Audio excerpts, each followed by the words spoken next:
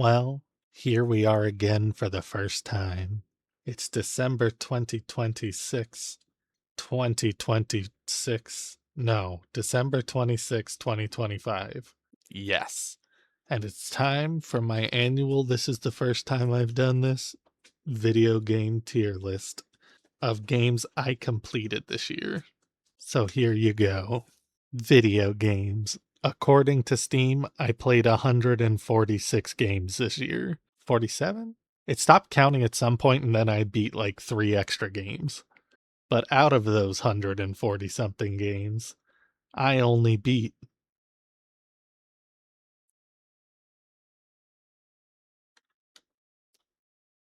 48 of them. Not bad. It ain't hat bad. That's almost 1/3 of them. I just literally 10 minutes ago just beat this final one, Stray. Also, I have no idea why it won't work. Anywho, in an attempt to try and narrow down my game of the year, that is insane. I can stream video games all day long and never get a single human to look at my chat or to like watch the video. And every now and then I'll get a single bot pop in and say you can give free views on Stream Boo minus the space.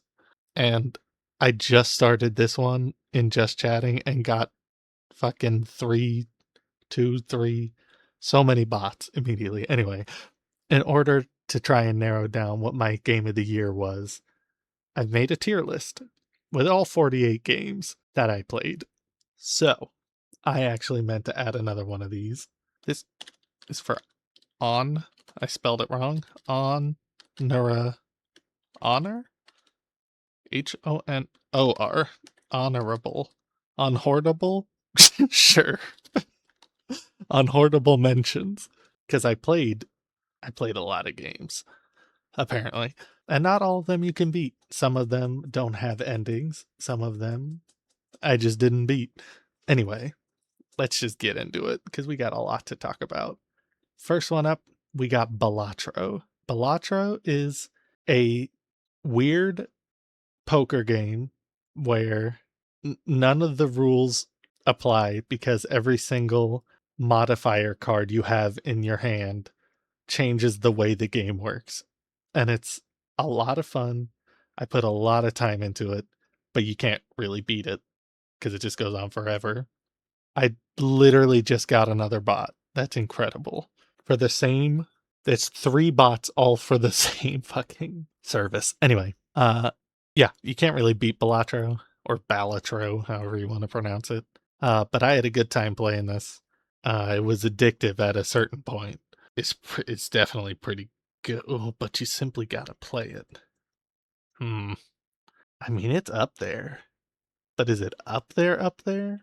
I'll put it in pretty good for now, and if I change my mind, I'll change my mind. Who does what? Why some of these start off to the far left and some of them are center weighted?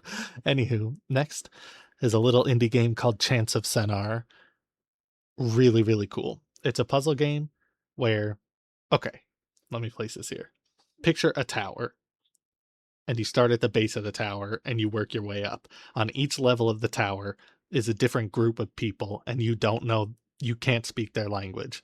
So you have to go through the whole game doing different puzzles and stuff, trying to figure out the language of each group of people so you can talk to them and ultimately get them to connect with each other because they can't speak to each other either because the different levels have different languages. And it's really, really cool. And it's totally worth your time. And it absolutely needs more eyeballs on it because it is a great game. I think you simply got to play this. It looks gorgeous. It's a fun time. Well, I was going to say it's relatively short, but that depends on how good you are at puzzles, I guess. Dishonored 2 goes into honorable mention, and I'll tell you why. 1, I beat this game a long time ago when it first came out in like 2016 or something. But this year, I watched my friend replay Dishonored 1, and that was like the first time I had seen it in a long time because I love all the Dishonored games. And it made me really want to play Dishonored 2 again because there's no sense of playing Dishonored 1 if I just watched him play it. And I did play most of Dishonored 2 again. Probably got 3/4 of the way through or something. I definitely got to the Clockwork Mansion, and those games are just excellent. They are gorgeous. There's so much variety with how you can tackle a situation. It's just so good. The Dishonored games still to this day are incredible. And Arcane is cooking with some kind of special sauce to make these games that they make. They're so good. I love Dishonored. I got a Dishonored tattoo. I got the Mark of the Outsider up here. Love them. And going back through Dishonored 2 again this year, the writing is just so good. Even like I made a point to read every single note and scrap of paper and stuff I came across, even the books and things, and the writing is just so good, and the world itself is just so absorbing. It's just really good. So like if I had beaten it again fully, or if this was the first time I had played through it, it would have absolutely gone into you simply gotta play. But because I didn't beat it, it goes into honorable mention.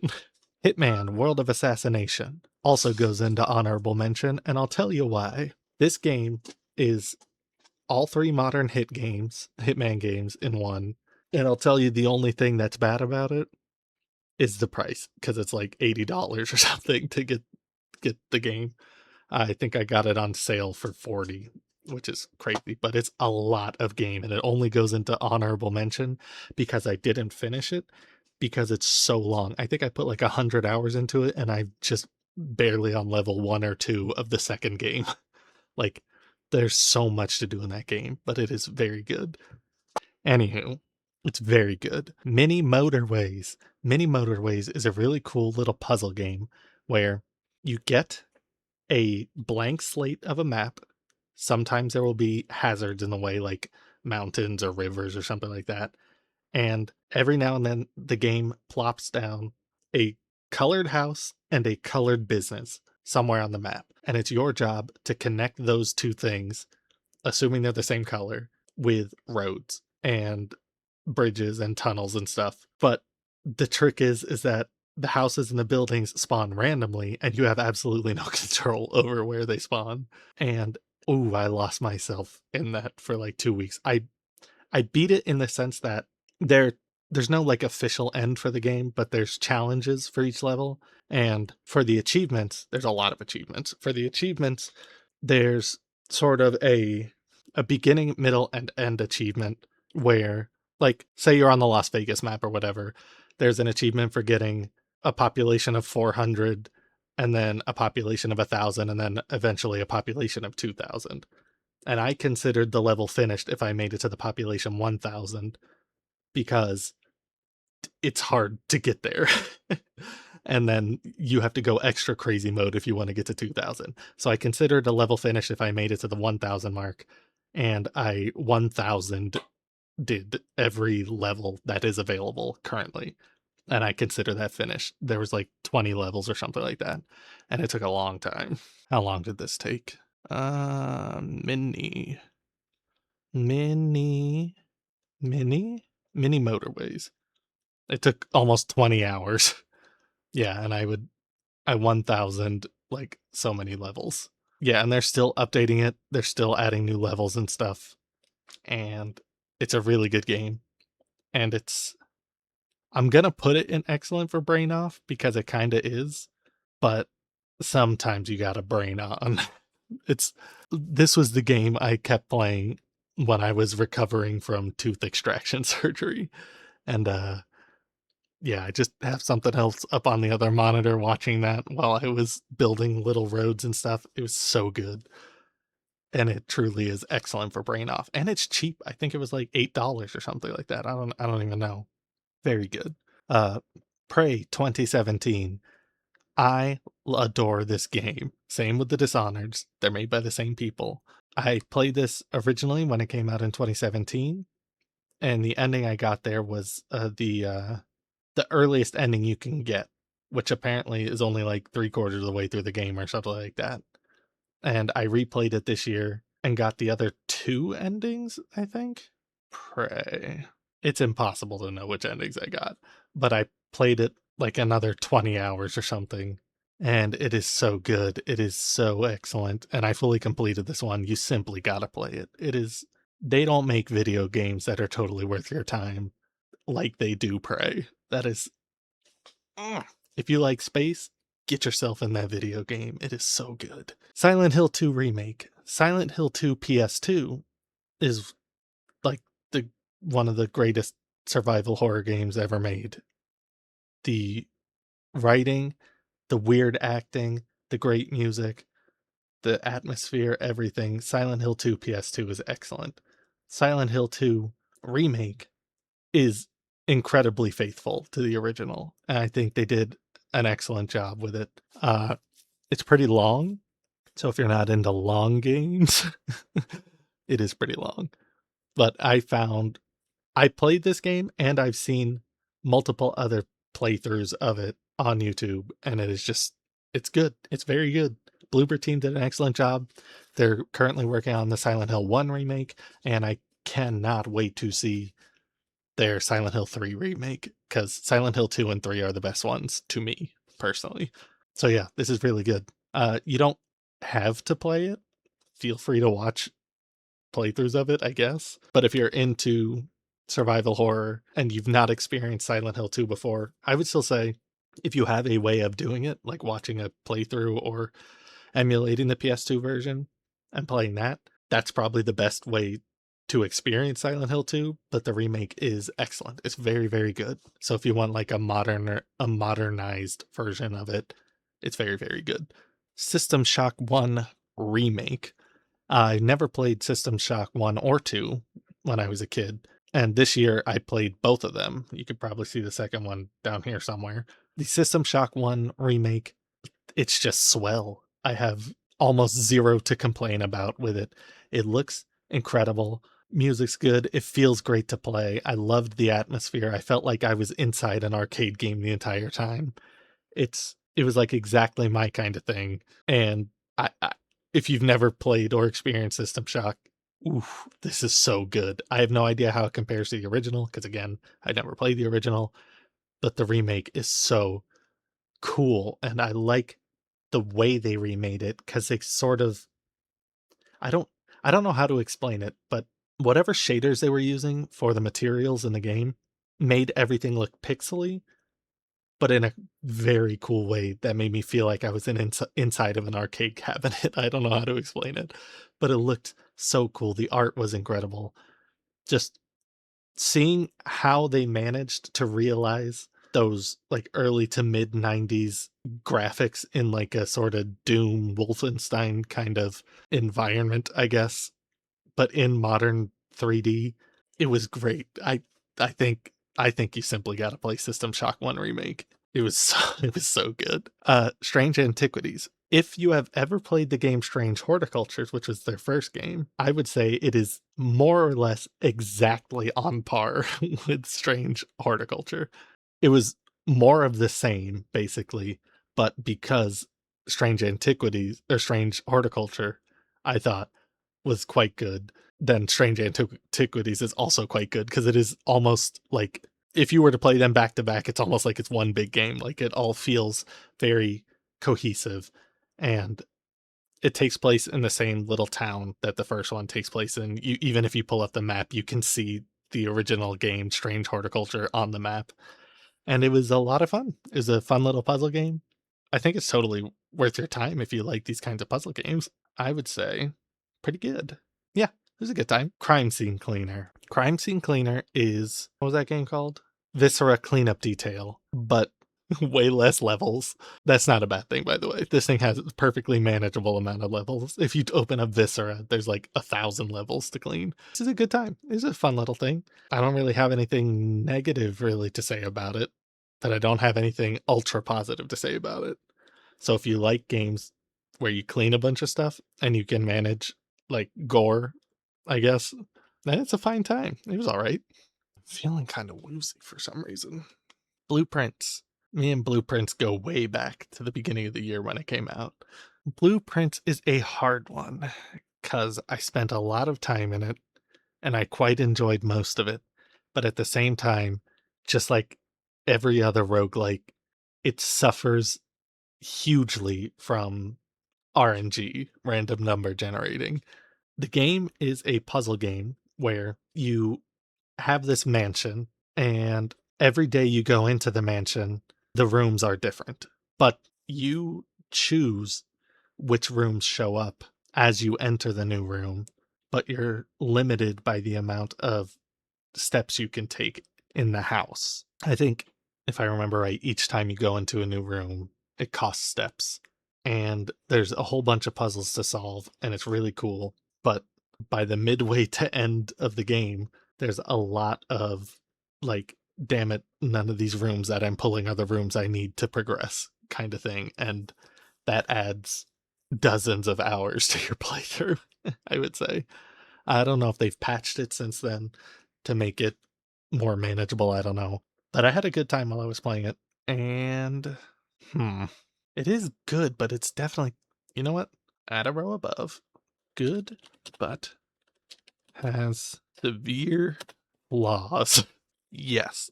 I think that pretty much nails it. It's quite good. You know what? I'll even put quite good. Quite, yes. It's quite good, but has severe flaws. It suffers quite severely from random number generating, which is unfortunate. Castlevania Circle of the Moon. I quite enjoy Castlevania. I've got a Castlevania tattoo. Aria of Sorrow is my favorite one, and Symphony of the Night is probably the second favorite one. And I would say Circle of the Moon. Here's the thing about Circle of the Moon. It's like Aria of Sorrow, it's like Symphony of the Night, but it is unmemorable to me. But like the gameplay is all the same and all that. See, I I need something stronger than it was all right, but worse than quite good. I'll just put it in it was all right. It was fine. It was totally fine. It was, you know what? Totally fine out of, it was totally fine out of 5. No, out of 10. Because it's a 5 out of 10 for me. It's perfectly fine. There's nothing inherently very good or inherently very bad about it. It's just very middling. It's totally fine. Also, a lot of people will hear 5 out of 10 and think, like, it must have been absolutely terrible. But on a scale of, like, 0 or 1 to 10, 5 is perfectly middling. So, like, 5 isn't bad or good. It's just 5. Deal with it if you don't agree. Conan Exiles. What was the last count in that? Was it exactly 100 hours? Steam moves really slowly when I have it on the Steam replay. It's so weird. Conan Exiles. Exactly 100 hours. Uh, Played this for the first time this year with some friends. It was quite fun. Obviously, I put 100 hours into it. It's got very severe flaws in a lot of ways, but mostly online ways. Oh my god, is it bad for online?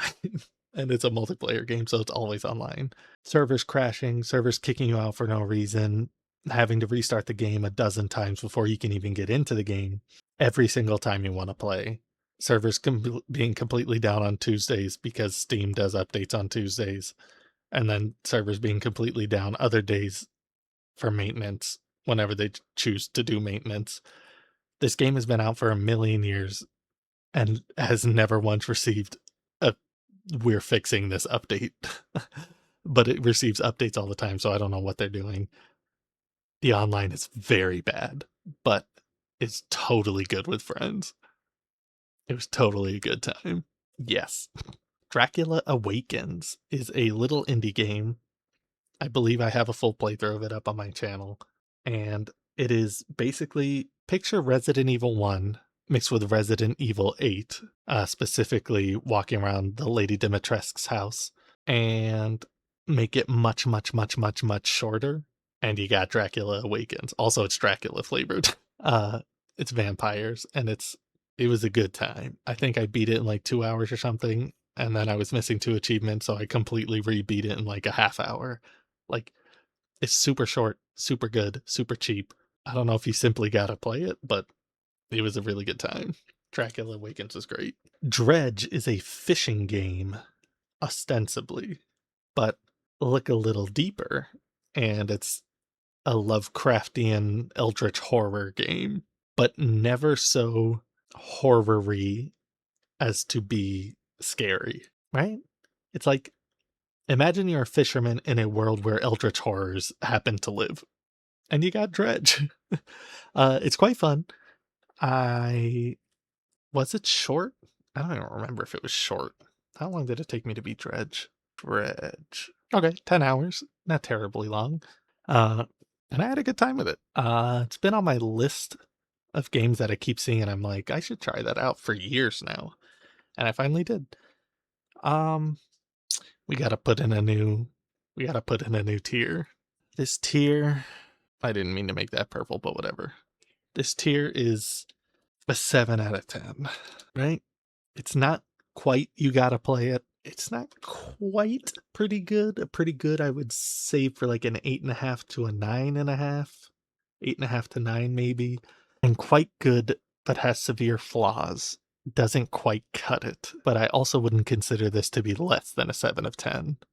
But it's definitely over 5 out of 10. It's definitely more memorable than Circle of the Moon for sure. And I think that's where Dredge goes. Expedition 33, Clair Obscur Expedition 33. This is an interesting one.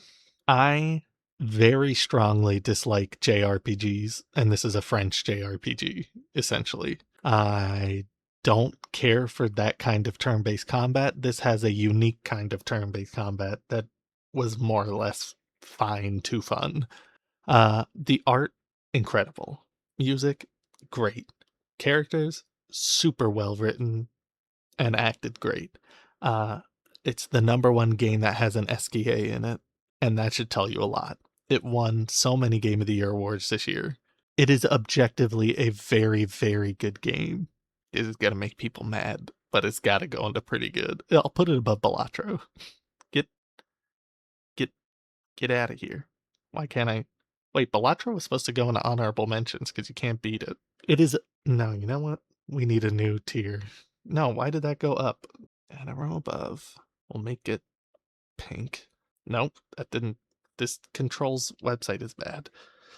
This is the tier for Expedition 33. It is objectively better than pretty good. And if you like that kind of game, you simply have to play it. But personally, it's not my kind of game, but it is so very good also. I don't know how to explain that. But there you go. Fly Night, my kind of game, baby. Imagine Dark Souls, but way, way, way slower. And mix in Shadow Tower. And mix in RuneScape. Old school RuneScape vibes. I have no idea what RuneScape is like nowadays. I remember it from 20 years ago. Fly Night is incredible. It's super short. I think it's going and simply have to play it. It's so good. Where's Fly Night? I think I beat it in like 3 hours or something. FA. How the hell? There it is. 4 hours. It is so good. What's this one? Catch every fish. Oh yeah, there's fishing in it. I forgot about that. It's so good. It's a fun little dungeon crawler. Takes a couple hours to beat. It's quite slow. The combat and action and all that is quite slow, but it is so fun. I think you simply have to play Fly Night. Case of the Golden Idol. If you are a puzzle fan, this is an incredible game. The art style is very funny to me, and the puzzles are quite good. Basically, I think you simply gotta play it. Basically, what you get is some weirdo screenshot and or several weirdo screenshots, and you have to try and puzzle together what is happening in the screenshot by using detail.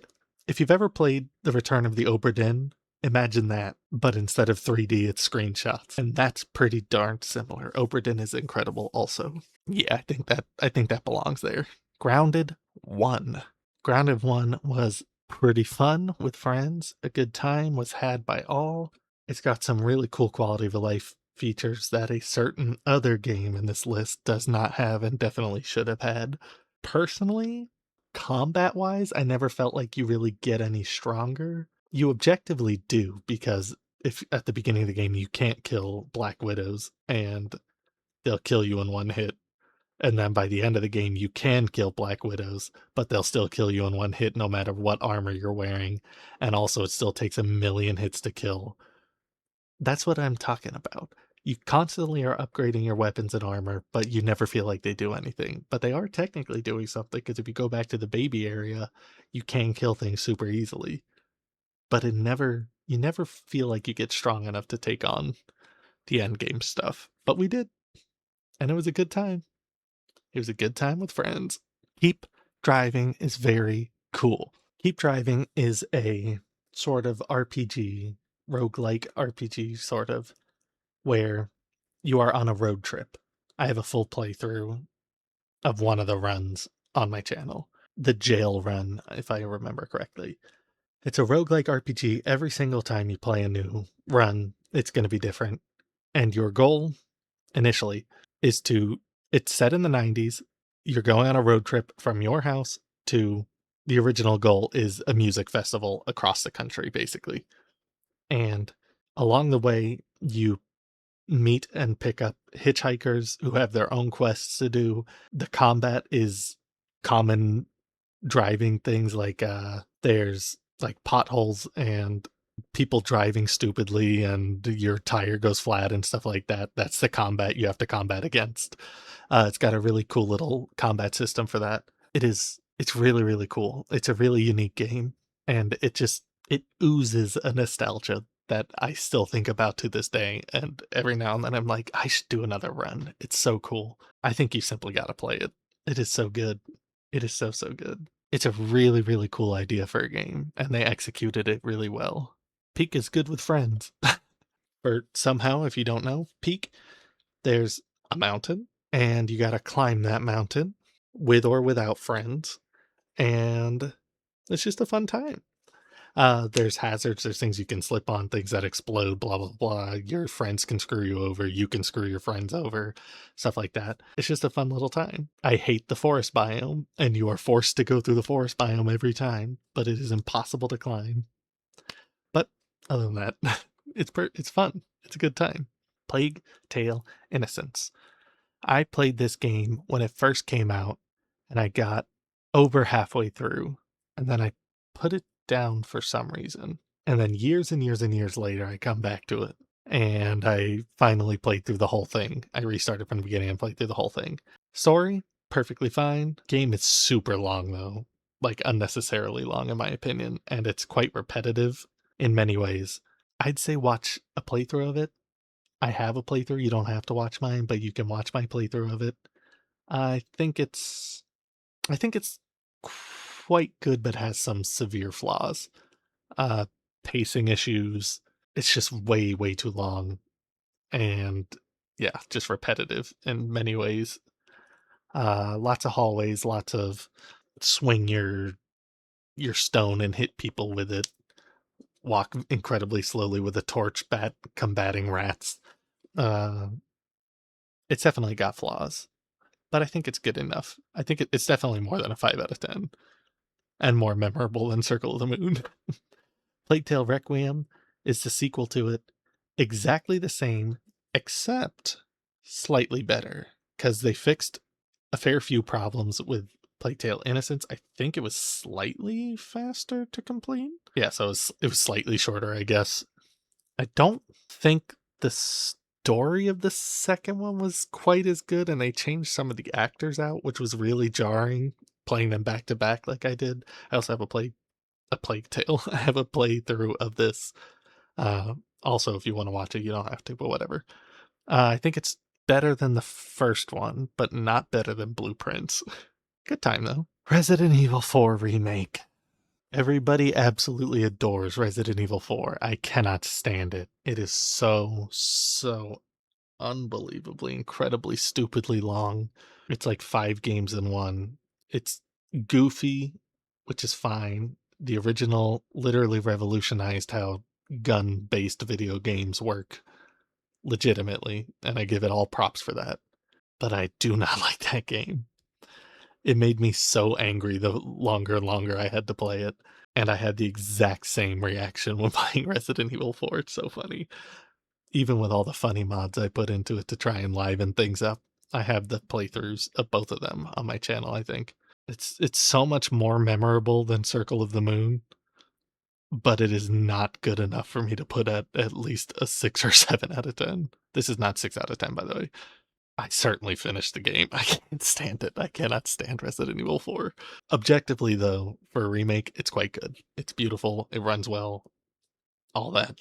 They did not take out the fact that it's 100 hours long. How long did it take me to beat these fucking things? Resident Evil 4 original was 13 hours. This was 9 hours. How did they make it feel so long and it was only 9 hours? Oh my god, it was so long. Also, how did I beat it in 9 hours? How did I beat that in 13? I hate these games so much. Not all the Resident Evils, just Resident Evil 4 and Remake. I can't do it. Shapeshifting Detective is an FMV game, as in Francis Mary Vernacular, stands for full motion video. There's an overall story where you, a detective, are trying to find out, was it a murder? I think it might have been a murder.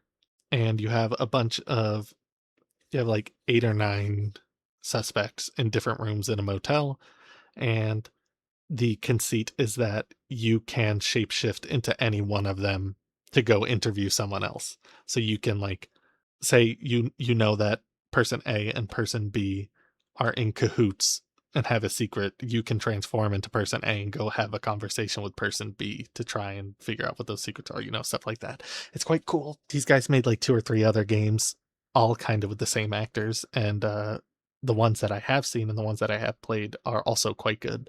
I think they're a fun time. Totally a fun time. But 7 out of 10, they're pretty good. I feel like 7 out of 10, I need smarter categories. I don't think it's as simply you gotta play it. And pretty good feels really strong, but 7 out of 10 also feels really strong. But it doesn't have flaws. I'll put it in 7 out of 10 below Dredge. It's a perfectly good time. It's quite short too. Actually, I think I have a full playthrough of it on my channel also. Oh, Silk Song. Silk Song. Hollow Knight 1 is one of my favorite games ever. I was so excited for Silk Song for 7 years. It came out. I took like a couple days off to play it. I beat it. I don't know what they patched. I played it before any patch ever came out. That is one of the hardest games I have ever played. I've beaten every single FromSoft game, like Souls-like. Silk Song is so hard. Silk Song was so hard. It took so long, and it was so hard, and in the end, it was still a good time. Art's great, music's great. The funny Awu fleas are funny. I would not put it at Hollow Knight 1 levels, but it's still very much up there, and you gotta give it to Team Cherry. Still coming back with these, quite frankly, underpriced games with dozens of free DLC. The new enormous DLC comes out for it in the next couple months, I think, and it's free, which is insane. Team Cherry has my Team Cherry for heart. For heart? For life. I got a Hollow Knight and a Silk Song tattoo. I love these games, but I would still say Hollow Knight 1 is better, or more pleasing, I guess. But Silk Song is so hard.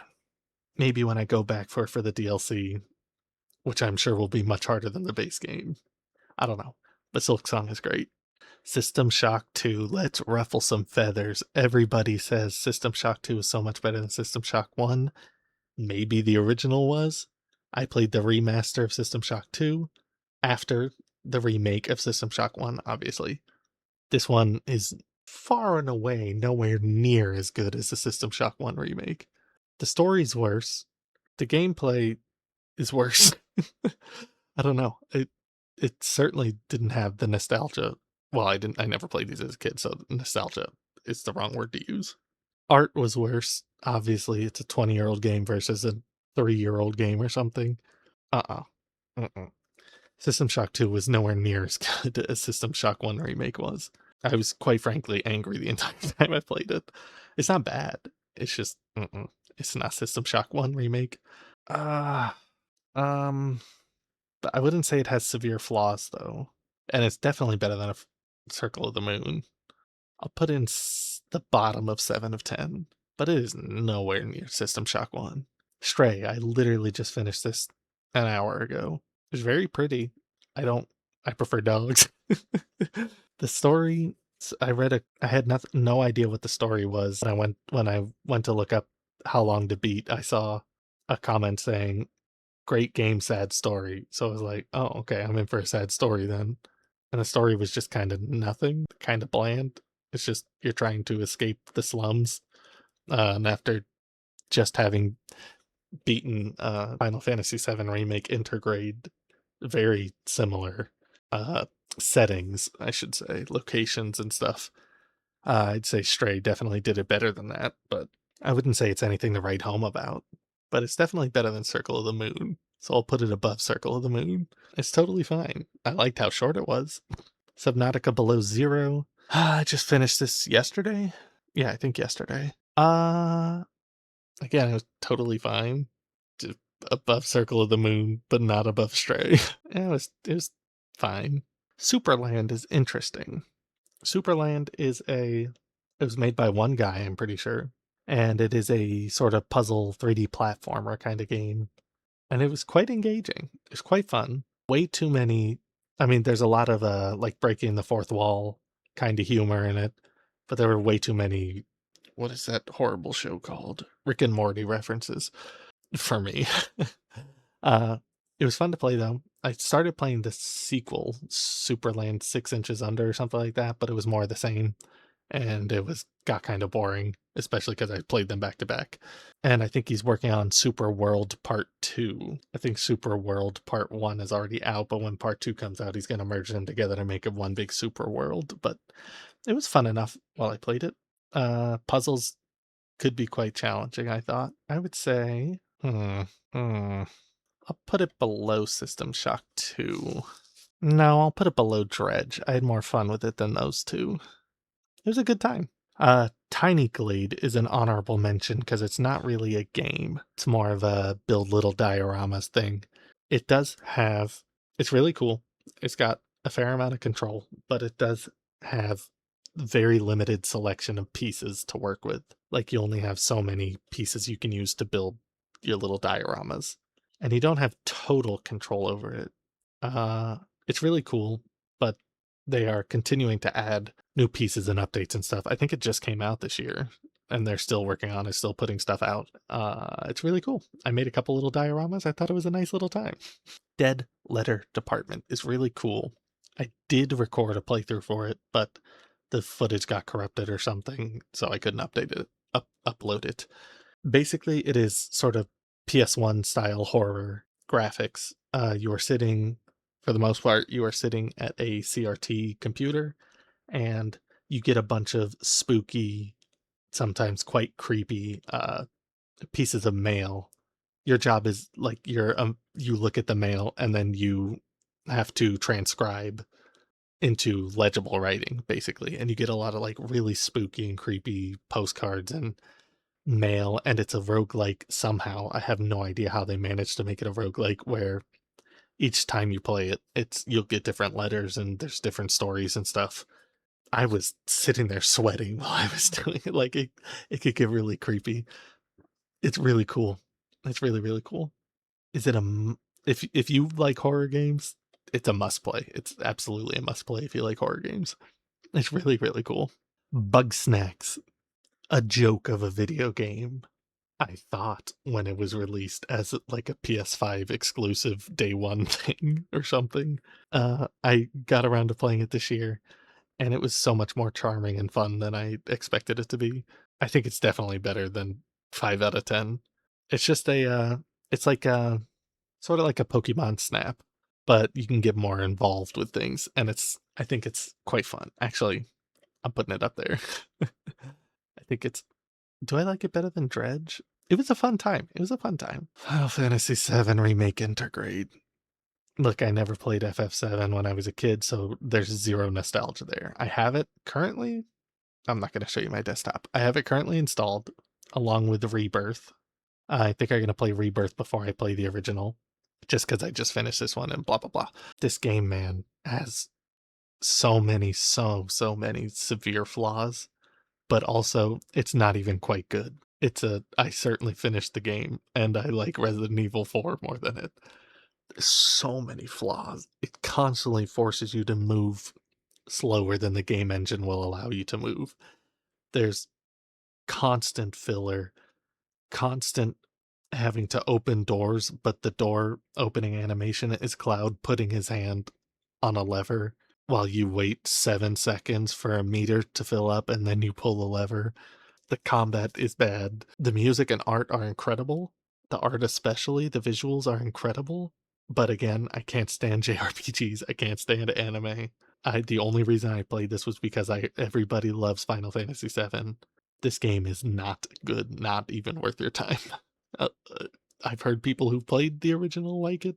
Not worth your time. If you've never played them and you're wondering what the big deal is, don't play this one at least. Maybe play the original. I don't know. I haven't beaten it or started it. Well, I started a million years ago on my Switch, but I only got like an hour in. Hades is probably going to need a new tier. Hades is a roguelike where you play as Zagreus, the son of Hades, and your whole goal is to escape Hades so you can go and find your mother, Persephone. The combat is fun. The story and the writing and the acting, the voice acting, all incredible. All totally worth like 10 out of 10 stuff. But I have a severe flaw with it, and that is one, beating the game once, which is what I did. I only did the one run, full run through. Beating the game once is not like the end of the game. You have to beat the game, I think it was like 10 or 11 times, and then in order to like actually beat the game, you have to do it like 3 more times with each weapon, with each version of each weapon, with different. You have to beat the game so many times to get like the full story, and even after you get the full story, there's still somehow more voice lines and stuff. They put so much writing into this one. I very much look forward to Hades 2. My main flaw with Hades 1 is that there's 4 locations, and that is why I did not want to do the game so many times. There's basically 4 levels you run through, and you have to do that so many times, and it takes so long to get through each one. Obviously, by the end, when you have super powerful weapons and blah, blah, blah, it gets faster and faster, but just the repetitiveness of the same levels over and over. I hope Hades 2 adds more levels at least. But Hades, you simply gotta play it. It's so good.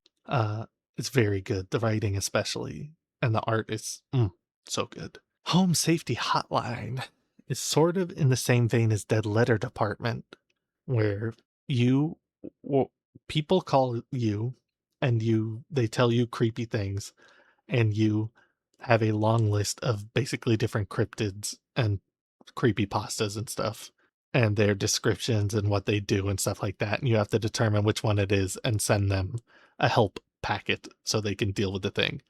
If you get it wrong, they call you back and scream at you and your score goes down or whatever. It's a fun little game. I have a full playthrough of it. It was like 2 or 3 hours. The DLC is Christmas themed and also very good. The writing is very good. It's all just very good. And we're gonna do this. Perfect. It's very good. Support your indie games. Speaking of, Indiana Jones and the Great Circle. Oof, oof. I love this game. This is easily the best well, at least tied for the best Indiana Jones games. I can't decide if I like this better or Lego Indiana Jones. But I will say this is the 3rd best Indiana Jones movie, bar none. My favorites are Last Crusade, then Raiders of the Lost Ark, and now Great Circle. Troy Baker as Indiana Jones does an incredible job acting, and his voice sounds like Indy and all that. He did such a good job. This is such a good game. It's nothing like groundbreaking. There's no really new mechanics or anything you haven't seen in any other video game, but the story and the acting and the music, I felt like I was playing. I felt like I got to control an Indiana Jones movie. It was so awesome. It was so awesome. I think you simply got to play this. I think I'll put this here. I actually meant to put it in front of System Shock 1, but I think that's an okay list. Actually, Chants of Sennaar.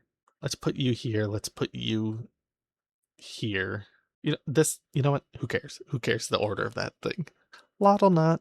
Lottlenot is a cute little game where you're a little underwater scuba astronaut man who is basically just cleaning up the ocean. And that's about that. It's a cute little game. Clean up ocean. You deposit your trash in a thing. You unlock new equipment to clean up the ocean better. It's a fun little game. Excellent for brain off, I'd say. Lunacid. I don't care, but Lunacid, you have to play this video game. You have to play it. You have to play the video. think Fly Night. Think how excited I was for Fly Night. Triple that for Lunacid, because it's very similar. It is Shadow Tower Abyss, which is a little bit of Dark Souls. It's just so, oh my god, it's so good. I'm constantly thinking about this game. I beat this like back in April or something, and I'm constantly thinking I should probably go back and replay it. There are different classes and stuff you can play, so you can play the game different. It's just so good. It's so good. I tried playing the other one they have, but the way they did it was to mimic like a Commodore 64 style or something like that. I forget what it was. And the controls are just impossible to play.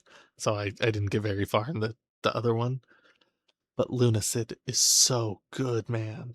Where are you? Tears of the Moon is the weird one. 20 hours for one playthrough. It is so good. Look at this. Woke the old one, achieved the true end. If that doesn't draw you in, it's 1 gig. It's so good. It is so good. Inspired by Shadow Tower and Kingsfield. Yeah, the two precursors to Dark Souls, basically. It is so good. It is so much fun to play. I love it. I love Lunacid. Oh, but do I love it more than Prey? Oh, it doesn't matter. They both occupy the same spot. Lush Foil Photography Sim. Quite cool. Didn't even know it existed until the day of release. And I was like, oh, this looks interesting. I'm a photographer, so that's why I was interested. Basically, this guy took a bunch of real world locations, recreated them in Unreal Engine 5. They look incredible. And he hands you a camera and gives you a bunch of little pictures that you have to go around the level to find and try and match the picture. You can take pictures of whatever else. There's like paper airplanes and stuff you can pick up and throw around for fun. Uh, it's a fun little time. Excellent for brain off, I'd say. It's less of a game and more of a walking sim. So yeah, excellent for brain off. No One Lives Under the Lighthouse. Also really good little horror game. Again, PS1 style graphics, indie game. It is very, very good. I'd say more than Home Safety Hotline for me. It's so good. Was that on Steam or did I have to get that somewhere else? No One Lives Under the Lighthouse. I got it on Steam. 2 hours. It's quite good. It's so good. Northern Journey is so freaking good. I played so many good indie games this year, man. This also goes up here. Northern Journey is so cool. It's so weird. It's look, I even took a bunch of screenshots for some reason. Probably because there was a monster in the water. It's sort of like picture Skyrim, but a Norwegian happy sad game set in the Northern Land. Yeah, picture Skyrim, but I mean, you're looking at it here. You're looking at it here. It's so weird. And there was a hang glider in that game? I don't remember that. It's just so weird. I don't know how to describe it, but it's so good. It's slightly creepy. Ooh, it's so good. I think I have a video of it on my channel, but not like a full playthrough. But after that video, I immediately full playthrough'd it. It was it was so good. How long did it say I took to beat that? 12 hours. Oh my god, it was so good, man. Planet Crafter. This was the aforementioned game where I said it has where when I was talking about Grounded, I said it's got features that a certain other game absolutely needs. Planet Crafter is a game where you are dropped on a barren planet and you have to terraform it and make it habitable again. We just finished this a week or so ago. The concept is great. The execution, fine. The polish does not exist. There are full systems that this game needs that do not exist. For instance, in Grounded, if you placed something somewhere and you didn't like it, you could just pick it up and move it and place it back again. This, you have to completely empty out anything. If it's holding anything, completely deconstruct it, rebuild it, and refill it.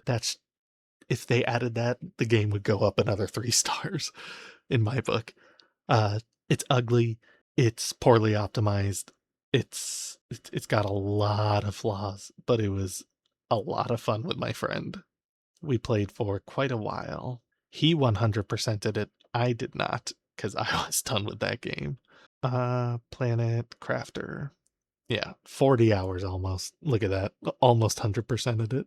I mean, labor of love, if you want to say that, sure. But like they keep putting out DLCs, but not addressing the issues of the main game. So I don't know what the DLCs add. Prince of Persia, The Lost Crown. This is easily the best Ubisoft game since Assassin's Creed 2, maybe. It is a Metroidvania. It's the controls are so smooth and nice to play with. I got it for $15 from Best Buy for my Switch, and I had a great time playing it. It was really, really good. Like, really good. Like, exceptionally good. Again, easily the best Ubisoft game in a very long time. Uh, oof, it's really good. Prominence Poker goes into honorable mention because, of course, it's poker. You can't beat it.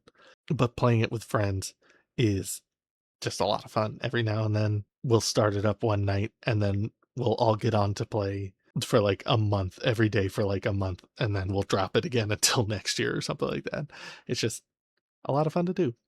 Power Wash Simulator 2. I was enamored with the first game, ecstatic when they announced the second one. Second one came out, and I honestly don't think it's better than the first one. It's fine. It's the same. It's more the same, but they definitely fixed the soap, but also they did a weird thing where the soap still runs out. But the way they do it, they should have just they may as well just made it so it was never ending soap. And there's no way to upgrade to make the soap last long. It's weird. But it's basically, you know, they added a thing where you can like customize your own workshop basically. It's totally unnecessary. Maybe people who like that thing would get more out of it. I got 0 out of that. But other than that, and the change they made to the soap, it's basically just Power Wash Simulator 1 again, just more levels. So they could have just done a DLC with more levels and then charged the $25 for it. I don't know. Maybe I'm missing something. Uh, but it just seems like more of the same and not really it didn't really need a sequel. You could have just added more levels. The graphics didn't upgrade. You didn't upgrade any systems really. So I'm not sure why it has a sequel. But again, it was more the same. And I enjoyed the first one. So absolutely excellent for Brain Off. Red Dead Redemption 1. Interesting story. Uh I tried this a million years ago on the 360 and did not care for it. The first like 8 hours of the game was just herding cows and rustling horses, and I never got into it. So I put it away, never touched it again. And then Red Dead 2 came out. Everybody says it's the greatest game ever. And I played quite a bit of that game too, actually. But I had it on Epic, and it's a whole story. But I never got too far into that. So I rebought Red Dead 2 on Steam. I rebought Red Dead 2 on Steam, but then I also got Red Dead 1 on Steam. So I figured before I play Red Dead 2, I should play Red Dead 1 because I never did, basically. And I thought it was quite good. Yes, there are still the annoying herding cow missions and stuff for like a 2008 or 10 game or something like that, especially through Rockstar. It was quite good. The acting and the writing for the most part. Like I was like, "Oh, this is pretty good. I see why Red Dead got a sequel, and I can see how Red Dead 2's writing would be excellent." Uh I will say that it's definitely got some severe flaws, including but not limited to all of Mexico did not need to be in that game. The entire Mexico portion was poorly written, poorly handled. Shocker, Rockstar. uh Early Rockstar also. And cringy. Like John just gets really cringy when he goes to Mexico. It should not have been in the game. But for the most part, Red Dead 1 was quite surprisingly good. RimWorld is I considered that I beat it because I beat a scenario. It's a very long game. You could play it a million times to get a million different scenarios, but I consider it finished because I beat it and it took like 30 hours or something. RimWorld is interesting. It's ugly. It's very confusing. There's a huge learning curve. The only reason I got through it is because I had my friend who's got literally thousands of hours in it teaching me how to play. Overall, it's like a colony sim manager, but not but very complicated. Uh, I enjoyed it, but there was a lot of waiting around, I remember. I'm not they were RimWorld Colin these things are interesting because when I watch my friends play the same game, they have these huge, like, sprawling colonies and factories and stuff. They've got 1,000 people. Everybody's doing a little thing. Everybody's working on something specific. You got hunters protecting the people. You got people working on making rocket parts and stuff like that. And it all seems so elaborate, like Factorio. Their factories are so much more huge and elaborate than mine. But whenever I play these games, I beat all of RimWorld in a like 10 by 10 shack. Granted, I was on easy mode or normal mode or whatever, but like I never see a need to make these huge sprawling things because like I can just get it done in a 10 by 10 shack, you know? So it's really weird for me to watch them do stuff like that. They were so confused at how small my base was. Do I have screenshots of it? I don't. And I'm not gonna install it, but it really like look at him. He's got 1,200 hours in it, and he put in 80 hours in it, and I beat it in 30 in like a tiny, tiny little shack. And these guys had huge, sprawling things. I don't know. It's just weird. I don't. That's something weird with me. I guess I don't know. It's definitely good, but it's so weird. I wouldn't say it has severe flaws. It's been out for a long time. Any real flaws has either been totally patched out or there's millions of mods you can get for it. I'd say it's pretty good to 7 out of 10. Yeah, I think I'm okay with that. Sons of the Forest was a real big letdown. The Forest, the original one, is like, it's always in my brain kind of thing. Like, it's such a formative, like, when I think of survival crafting games, The Forest is like number one that pops up in my brain. Maybe not number one, but it's just so, it has such a big impact on me. And then we got Sons of the Forest and we beat it in like 9 hours and it wasn't good. It was kind of lackluster, I guess. They made the crafting worse, like the base building element. I understand what they were going for and it is kind of cool, but I feel like it felt better to do in the first one. I liked Virginia. She was cool, especially when I gave her a shotgun and a pistol and she ran around with her 3 hands just blasting everything. But in general, I don't like, you'd think it would just be more of the same, but it's kind of not. I think the Forest one is way better than Sons of the Forest, and generally all of our consensus was that it was not nearly as good as the first one. I'm not even gonna put good with friends. I'm just gonna put in 5 of 5. Like, no, I'm gonna put it in it was all right. Yeah, it's just so weird. Terra Nil, I have to look up because I was gonna put it in honorable mention because apparently I never wrote it down on my list saying I beat it, but I also don't know how or why I didn't beat it. This is the Sinking City remastered? When did that happen? May 13th. I thought I just had the original. Oh, I'm gonna have to look into that then. Spellcaster University? I'll have to look into that as well. Anywho, Terranil. Why does this say I haven't beaten it? Like, I got quite far, didn't I? Did I just not do, like, the last... I feel like I played almost every level. Okay, there's 2 levels I didn't beat. Okay, yeah, so it looks like I didn't beat the last 2 levels or something, but I'm gonna consider it finished. It was really cool. Really cool. I'm gonna go through this fast now because I'm about to pass out for some reason. Really cool, pretty good. Urbeck City Builder. This is another one of those games that just lives in my brain. It's going up here right after Fly Night. It's so good. Vampire Survivors. Honorable mention because you can't really beat it. I tried beating it. Or, again, doing the thing with, it's good. V Rising. Good with friends. Has flaws, though. The combat, boss fights especially, take way too long. There's not really a use for any of the forms except for like bat form and I guess wolf form, but the horses are faster. I don't know. It's weird. We had several complaints, but it was still good with friends. Potion craft. Honorable mention because you can't really beat it, I guess, but it's a lot of fun. Uh Customers come in, they ask for certain potions, and then you have to actually physically make the potions. It's pretty cool.